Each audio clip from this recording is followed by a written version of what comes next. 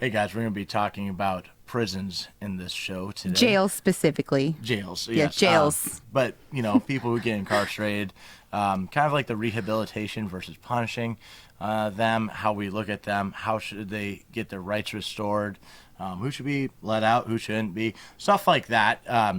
Kayla, my friend here, has been working around them for a long time, and I've, talked to people who were officers, detention officers, and I've heard a lot of things I really didn't like, and maybe I'll tell some of those stories. But like talking to Kayla, I'm like, damn, I wish more people had her mindset. So Kayla, if you don't mind, can you tell them what you do and kind of what your experience with incarcerated people has been?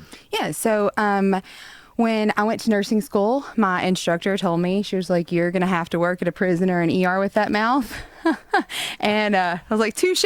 So I went to work at a jail. And I've been I have a couple years of correctional nursing experience under my belt. The bulk of that being at Madison County Jail, which housed about, like anywhere when I started, between 400 to 700 inmates at any given time. And working within the justice system completely broke my faith in the justice system. So I've heard it said here before Yes. that we don't have a justice system, we have a legal system. Right. And but go Right, ahead, go absolutely. So something that and this is on like the nursing side of things, like the other nurses that I worked with in correctional facilities, they went into it for one of two reasons. They wanted to be a good nurse and actually make a difference, because the correctional population is a very underserved population as far as medical needs go. Or they wanted to be shit nurses and didn't want any repercussions from that, because nobody gives a fuck about the correctional population. Now, how often do you see that? More often than not. Okay. It's probably, and of course, like the Heraclitus quote works like in every profession. Right. So I might have been attributing the 80 to the 10 that like should not even be there. Mm-hmm. But it was like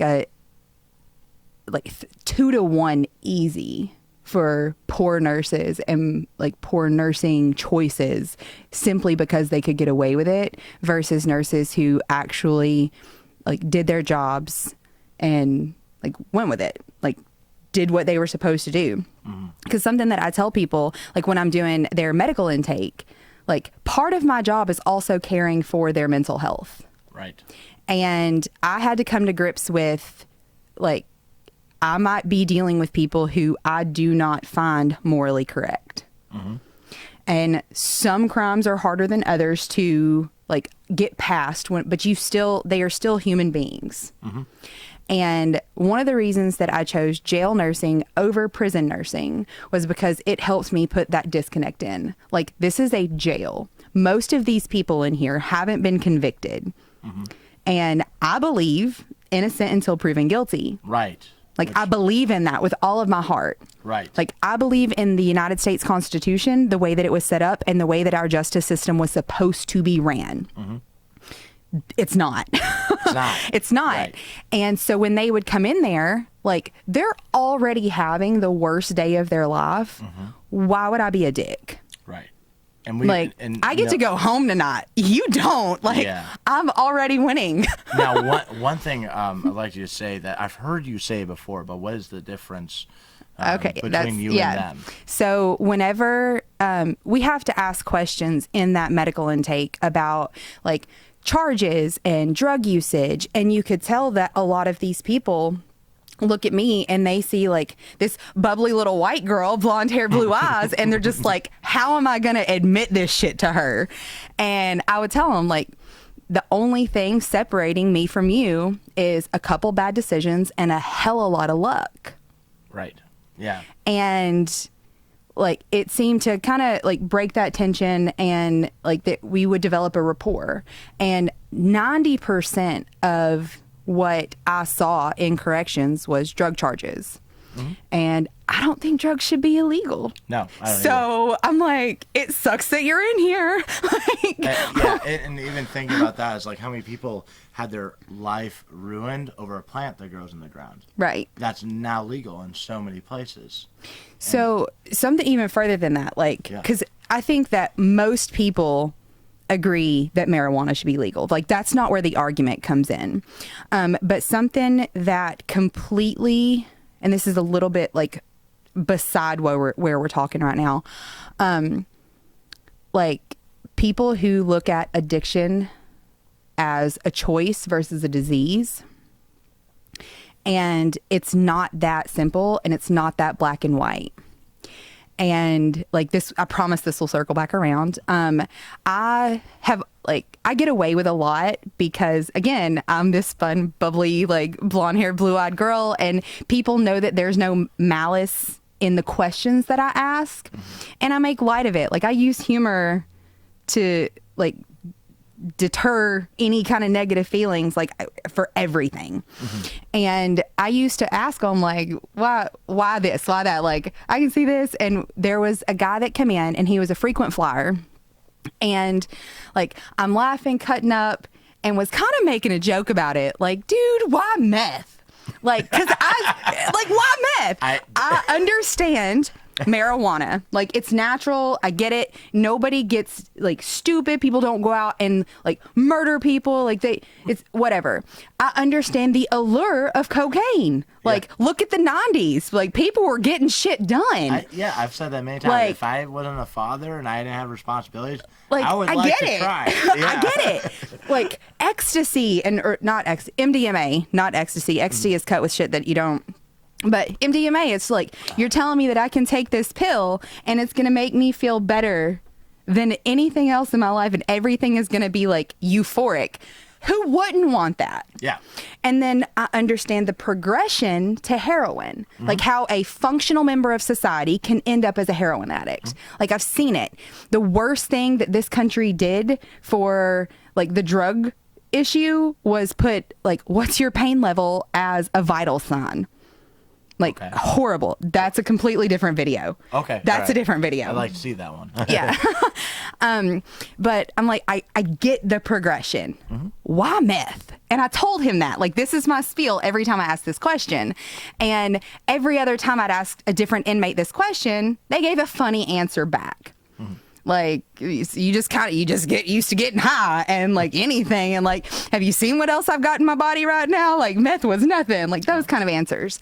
And I'm looking at this guy, and he is around my age. And when I said, like, why meth? And he got really serious, and he looked at me and he said, Miss Kayla, the first time I smoked methamphetamines, I was 13 years old, and it was because my mom needed somebody to get high with.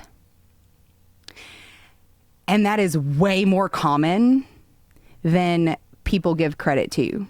Like, I understand if you are a like 40-year-old man and you choose to start using drugs to escape or whatever, but like, not everybody's that. Like, for that specific person, that wasn't just a choice. That wasn't an addiction. His mom forced him to smoke methamphetamines with her when he had barely hit puberty. And because of those choices made then by his mother, not him, he will never be a functional member of society. And like, think about it too, what was it like for, no excuse. What was it like for his mom growing up? Right.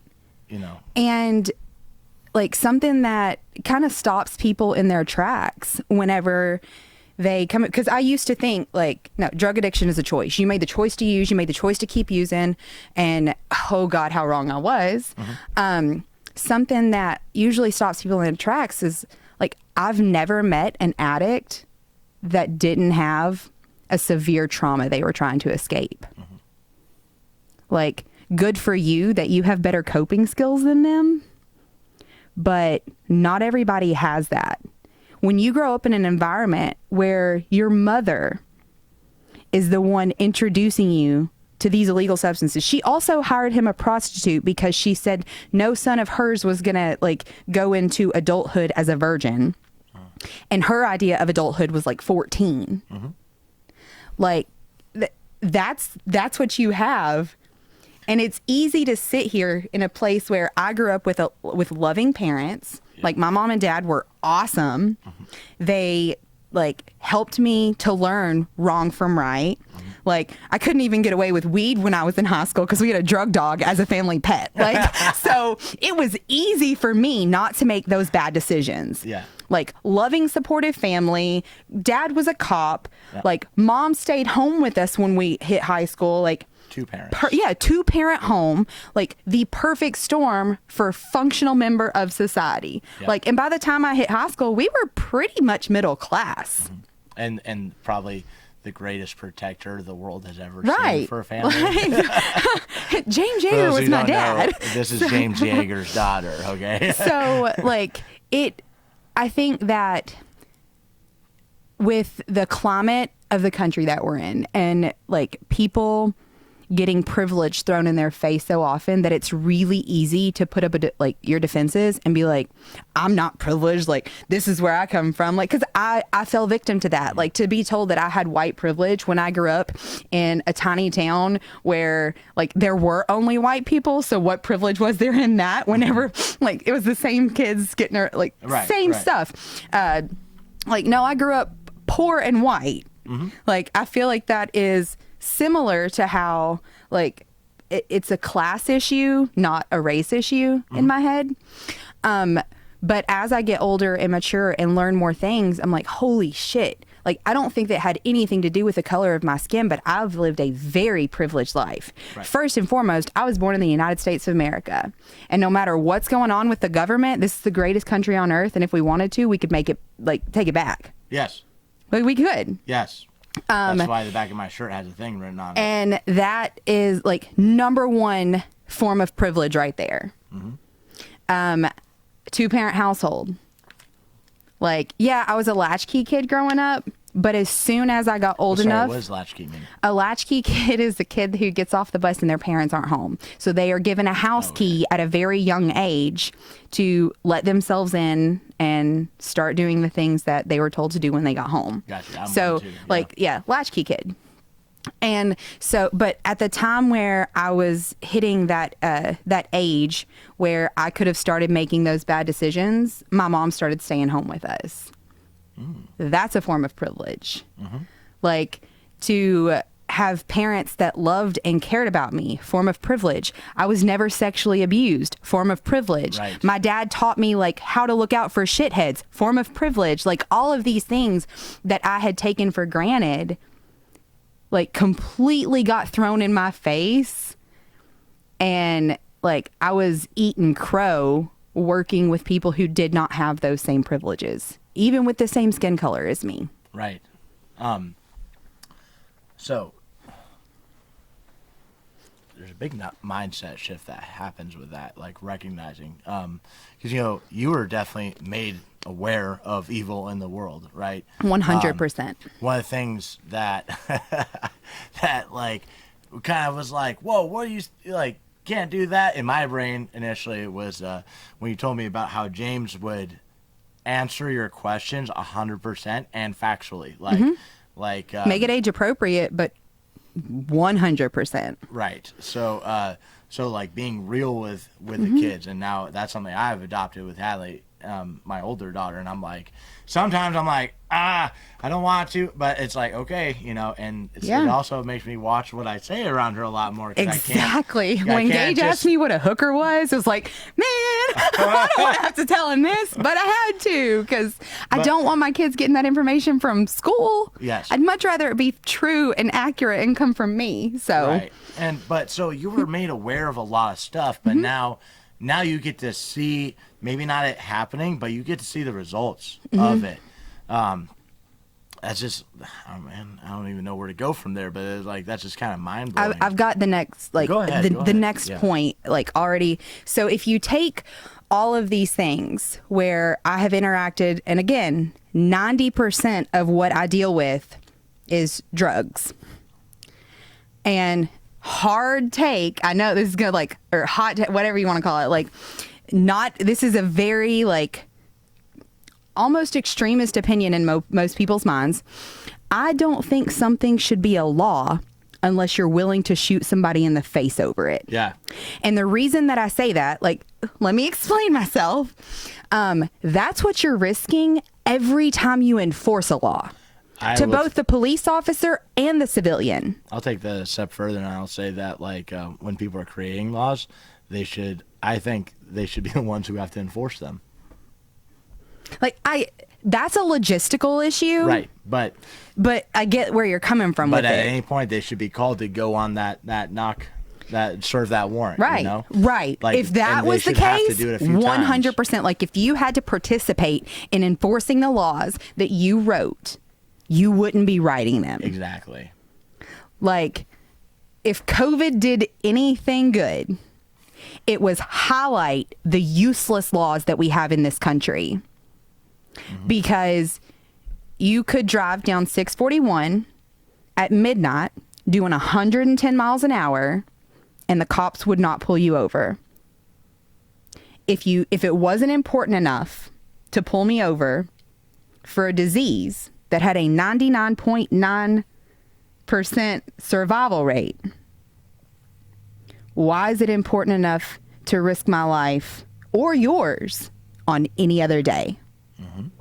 Like, how many cops have pulled over a car thinking that they were pulling somebody over for a broken taillight that didn't make it home that night? Mm-hmm. Like, that is what you're risking every time you put something into law. And the reason that the politicians are still okay with it, like this is going to piss some people off, but whatever. I am my father's daughter. As long as it is cheaper to bury cops than it is to train them, that's going to continue to happen.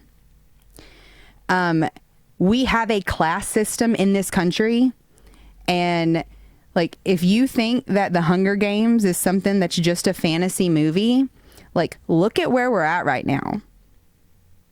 They're the capital, like, literally the capital. They are an elitist class that has a do as I say and not as I do mentality. And again, we've already come to the conclusion they are okay with dead cops. Mm-hmm. So they're okay with anybody getting killed over it. Yes. As long as their pockets continue to get lined. Yep. And everything they try to say where they're doing this for the good of the people, or we're letting illegals in because we care about them, they don't get it is to line their pockets. Mm-hmm. And that leads into the final point that I have in all of this, and that is, like, the rehabilitation versus the punishment. Yes.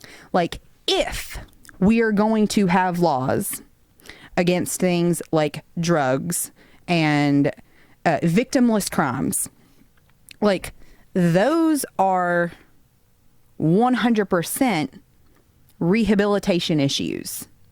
Like, hey, let's give this guy a hand up and get him back to being a functional member of society. Mm-hmm. But they won't, because they like single moms, because single moms think that they can sit here and do this and single parents in general, like, and anybody who is on welfare government assistance, like, we are to the point where it is ingrained in us. Like, you've seen the sign at the parks, like, don't feed the bears, they'll become reliant on it. Like, same thing. And I'm not saying that that programs like that shouldn't exist. Right. I think that you should absolutely take care of, like, people who are unable to take care of themselves, not unwilling. We've incentivized being poor. Right. You have incentivized being poor. You have incentivized being a single parent household. You have incentivized, like, making these poor decisions. Mm-hmm. Like, if I had gotten knocked up and pregnant in high school, I would have zero student loan debt and still be about the same place in life, except I'd have a DD on the weekends. Mm-hmm. Like, my kid would be old enough to drive me around. Mm-hmm. But I did things the right way. Like, me and my husband have struggled from, like, eating ramen every night, not being able to pay for cable TV. Like, the first apartment that I rented on my own was $325 a month. And the only thing that I could afford to do in that apartment was have the electric turned on. I did not have cable. I was eating ramen every night. And like, I know if I would have asked my parents, they would have helped, but like, it builds character. Yeah. So I've went from that to now, like, through hard work and effort, my husband and I own our own home. We both have like decent jobs. We're officially like middle class, not just lower middle class. Like we've hit the next tax bracket. And I don't feel like I have hardly anything left over from like I did when I was still in the lower one. Like, we make just enough to not get any help, but not enough to use any of the loopholes that the elitists have built in for themselves. Right. So, like, when you take and you look at that, you are punished for doing for like implementing the American dream on your own. They want you, the government, when I say they, I mean the government wants you to need them. Because if you need them, you can't say fuck you. Simple as that. That's why fuck you money is a phrase. Yep. And like, when you have laws and stuff that it's like, here's a fine. Okay, so it's legal for a price. So all you care about, you don't care about the thing being done. You care about us paying you to do it. And then, so that takes us to the other side of punishment. If somebody is a violent offender, like, punishment, like unjustified violence, punishment. And if there is no room for rehabilitation, I'm looking at you, sex offenders, when there's no room for rehabilitation, like, why are we doing this? Why aren't we just putting a bullet in their head after the conviction? Yeah. You're like, and that's one of those things where it's like, I don't have all the answers to Right. how to accomplish any of this. And I get, like, it needs to be beyond a reasonable doubt. And part of what's so fucked up in our justice system is, like, that doesn't matter anymore. People, and I did a video on it on the Tactical Response channel, like, going to jury duty is at least as important as voting. And it's a joke in this country. Like, if you can't get out of jury duty, you're just too dumb to get out of jury duty. Like, so, and the people on your jury are people who are too dumb to get out of it, not people that want to be there, not people who have read up on the Constitution, not people who understand that. So not people who care about freedom. You can't implement systems like put a bullet in them with a justice system like we have, or a legal system for a more accurate description. It's one of those things where it's like, okay, yeah, like the back of my shirt says "kill all pedophiles," right? Now. But I don't believe in the death penalty. The only reason why I don't believe in the death penalty is because of the people in charge of it. Prosecutors are incentivized to prosecute you. They're incentivized to get you in a whole really lot of trouble and punish you as hard as they can. And there's been a lot of people who got off death row because they're wrongly convicted. Right. And that's what holds me up from saying, like, just this is how it should be, because the system's too broken for it to be like that. So with the way things are right now, there's no way in hell. But, like, the sadder part of all of that is you will get more years behind bars for drugs any day of the fucking week than you will for pedophilia. I had someone I know who was sexually assaulted by her adopted father. It ended up with a baby so they could prove what all had happened. He got 5 years. 5 years. He had been doing it since she was prepubescent. How old? Do you know? It was between like 6 and 8 when he started. And it went on for years. And he got 5 years. Like, he raped her. I don't know if you can use it. You might have to bleep that word out on here. Like, he raped her for more years than he had to spend behind bars. And it's because the fucking pedophiles that we have sitting in the White House right now want the laws like that just in case they're caught. Yep. it's one of those things like if you look at what has been happening in our culture, they're trying to normalize a lot of things. And, it's like Andrew Frisell talks about, they're going to hold on as hard as they can because the things they have done, they will hang for if, if they are tried. And 100%. it's also one of those things, too, where that says that. You said Andy Frisella. If you guys haven't checked out the MFCEO podcast, you should do it. It's like him and my dad shared a brain. Yeah. So except his was about sports. MFCEO project, the beginning podcast he did. Now it's Real AF, Real Andy Frisell, or Real As Fuck. You can watch that on YouTube. So now something I want to talk about is specifically the treatment of inmates. Now I want to share a story and then have your take on it. Like I said, I've known some correctional officers, right? And the thing that disgusts me is how they would take pride in doing fucked up things to inmates. So, all right, here's a story. This dude, corrections officer, right? We'll call him Officer B, all right? He was going up and down. And this dude said, he was like, hey man, I need to go in the hold or whatever. I'm crazy. He's like, I don't believe you. He's like, no, I'm crazy. I don't believe you. He goes, like, what do I have to do? He goes, eat your poop. And so then the dude ate his poop in front of him. He said, I still don't believe you. Now, just think about, I don't know what that guy did, Right. Because like I said, we really don't value the life of a pedophile, right? But we don't know what that guy did. Right. That was never a he part could of have been this there story. for weed. Right. Now, that officer, his job is not to fucking make human beings eat poop. No.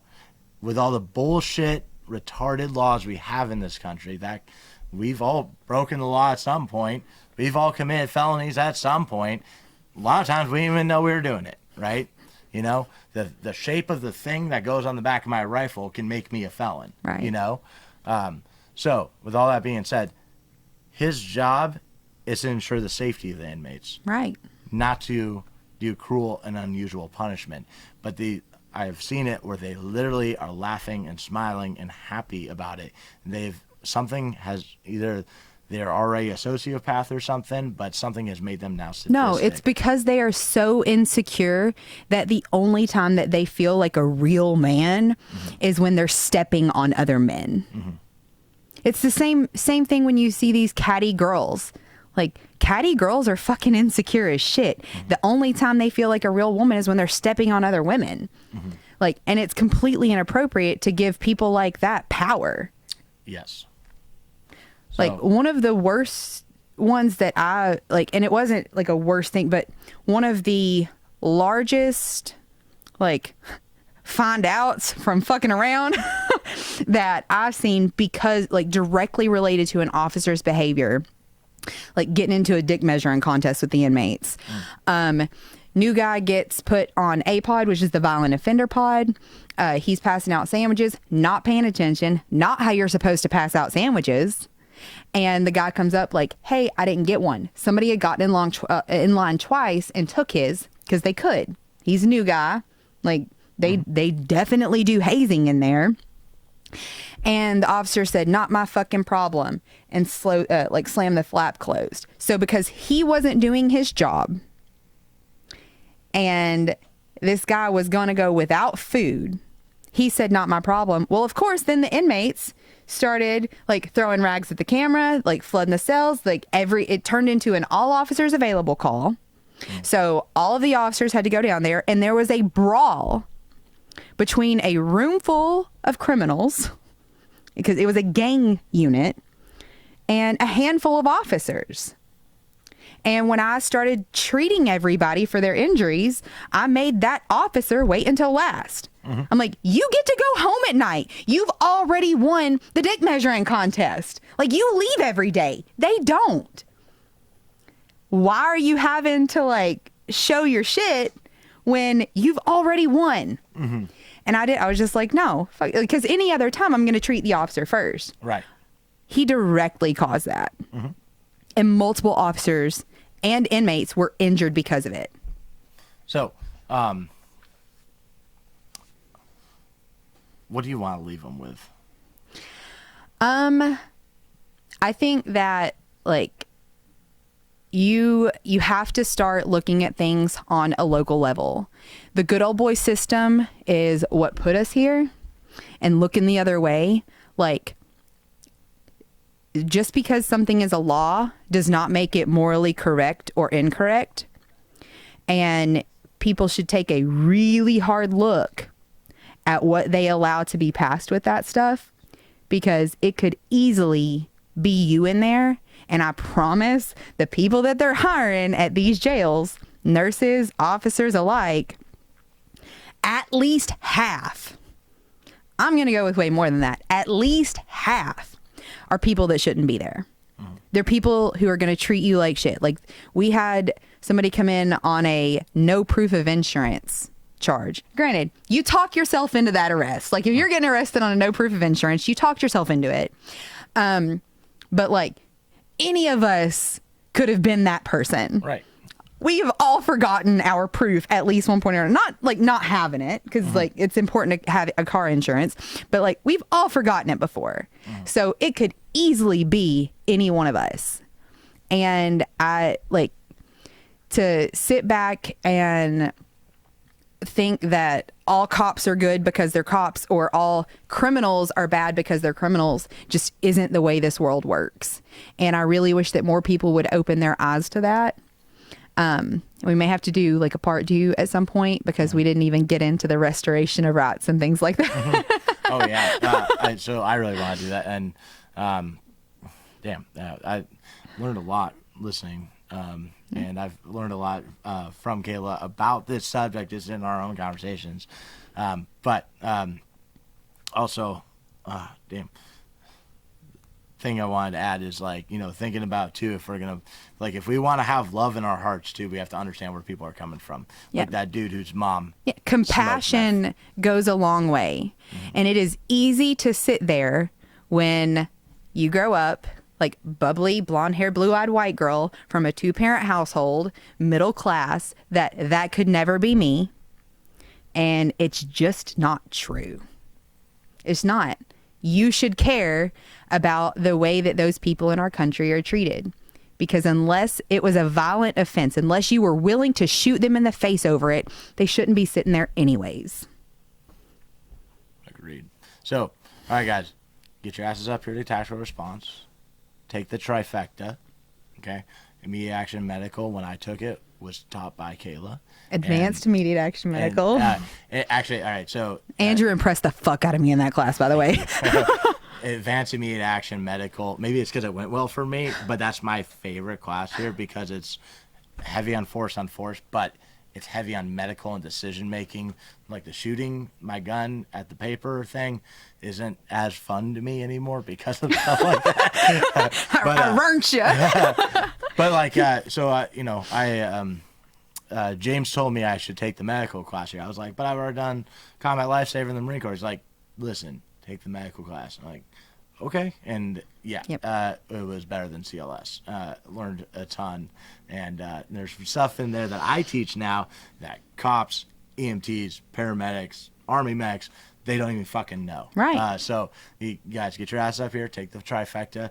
Kayla should pretty much always be the Me Action Medical instructor. One of them. Okay, so, but yeah, and if you get a chance, like, talk to her. She knows a lot of great stuff. Thank you so much for doing that. Yeah, of course. All right, guys, keep fighting communism, and remember that training saves lives.